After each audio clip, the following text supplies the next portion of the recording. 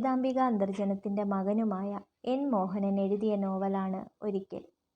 പ്രസിദ്ധീകരിച്ചിരിക്കുന്നത് DC books.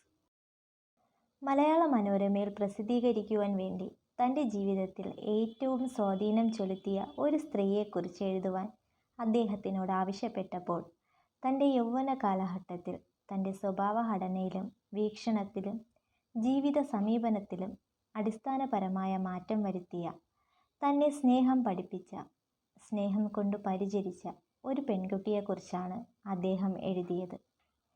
നോവലിൻ്റെ തുടക്കത്തിൽ അദ്ദേഹം പറയുന്നത് ഇങ്ങനെയാണ്: സത്യം പറയട്ടെ, ഇതിൽ പ്രേമമില്ല, ആരാധനയില്ല, വിരഹവേദനയില്ല, ചമത്കാരപൂർണമായ യാതൊരു വികാരാകർഷണവുമില്ല. എന്നാൽ എനിക്ക് വിശദീകരിക്കുവാനാകാത്ത മറ്റെന്തോ ഉണ്ട് എന്ന വാസ്തവം നിഷേധിക്കുവാനും വയ്യ. മനുഷ്യന് മനുഷ്യനോട് തോന്നുന്ന എന്നൊക്കെ പറയാറില്ലേ, അതുപോലെ എന്തോ ഒന്ന്. വളരെ യാദൃച്ഛികമായി കണ്ടുമുട്ടിയവർ, രണ്ട് സ്ഥലത്തുള്ളവർ, രണ്ട് വ്യത്യസ്ത ജീവിത പശ്ചാത്തലമുള്ളവർ, രണ്ട് ജാതിയിലുള്ളവർ, എന്നിട്ടും പരസ്പരം തിരിച്ചറിഞ്ഞു സ്നേഹിച്ചു. ഒരിക്കലും വേർപിരിയാത്ത ജീവിതത്തിൽ ഒന്നിക്കുമെന്നുറപ്പിച്ചു.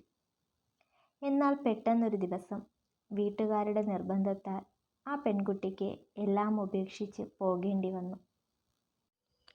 വർഷങ്ങൾക്കിപ്പുറം തങ്ങളുടെ വാർദ്ധക്യത്തിൽ അവിചാരിതമായി വീണ്ടും അവർ കണ്ടുമുട്ടിയപ്പോൾ ആ പെൺകുട്ടി അർബുദബാധിതയായി ആശുപത്രി കിടക്കയിലായിരുന്നു. വളരെ സ്നേഹത്തോടെ അവർ അവരുടെ ഓർമ്മകൾ പങ്കുവച്ചു. അദ്ദേഹം ഈ പുസ്തകം അവസാനിപ്പിക്കുന്നത് ഇങ്ങനെയാണ്: ഞാൻ അവളെ വെയിൽ വെളിച്ചത്തിൻ്റെ ഉടുപ്പുടവയണിയിച്ചു, പൂക്കളുടെ സൗന്ദര്യവും സുഗന്ധവും കൊടുത്തു. ആകാശനീലിമയിലൂടെയും വനാന്തരംഗത്തിലെ ഹരിതദള മർമരങ്ങളിലൂടെയും അവളുമായി സംവദിച്ചു.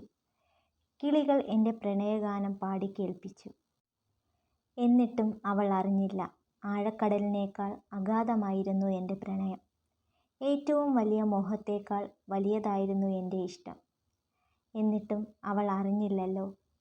ഇപ്പോൾ ഈ വൈകിയ വേളയിൽ, പ്രപഞ്ചാന്ത്യത്തിൽ കോരിച്ചൊരിയുന്ന ഈ പേമാരി എൻ്റെ കണ്ണുനീരാകുന്നു എന്ന സത്യം മാത്രം അവൾ അറിയുന്നുവത്രേ. ഹാ കഷ്ടം! എന്നെ സ്നേഹം പഠിപ്പിച്ച, സ്നേഹം കൊണ്ട് പരിചരിച്ച പണ്ടത്തെ പെൺകുട്ടി, നിനക്കെന്നും നല്ലതു വരട്ടെ.